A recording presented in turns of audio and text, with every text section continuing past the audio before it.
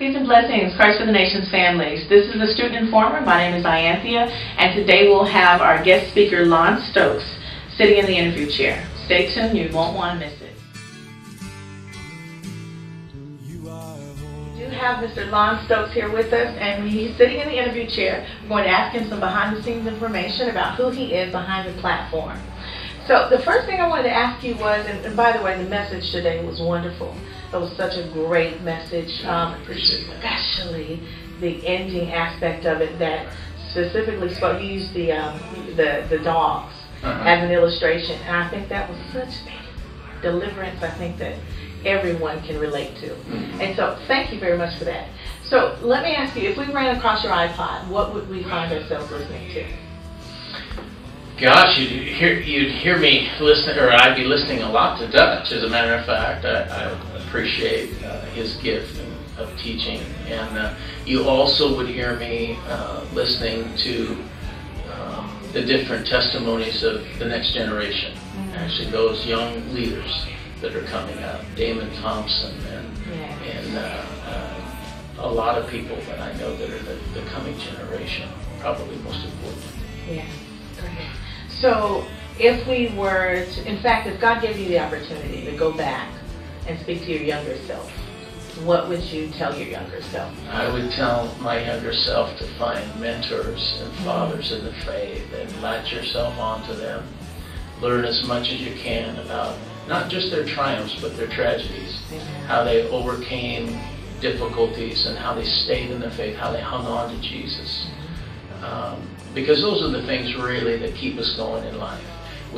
Paul said, run the race with endurance. And so I would find those men and women in my life that God would put there to personify endurance, keeping the faith. And I've tried to knit myself as close as I could to them. You know, it's organic. It's not something you can make happen. But God is in it, so He'll find a way. He'll find a way to connect you to people and make them the right people at the right time. Amen. Yeah. Tell us something unique about yourself that everyone wouldn't know. Oh gosh. I think, you know, whenever you speak publicly, I think it's very difficult for people to know the real you. But the real me is just like everybody else, full of struggles, doubts, and fears, and overcoming those struggles, doubts, and fears by the grace of God. You know, I'm here right now by the grace of God.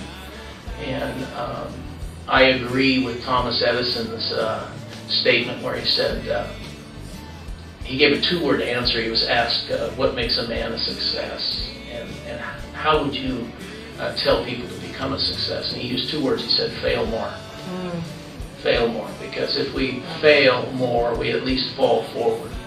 And at least I've gained then the 6 feet that I've fallen if I get back up again. The only time I don't gain that ground is if I don't get back up again. So I think I would be a guy that got back up again, you know, after all kinds of stuff, you know, in my life. And God came through. God's been good to me. And it's amazing how God can do so much with so little in our life. Yeah.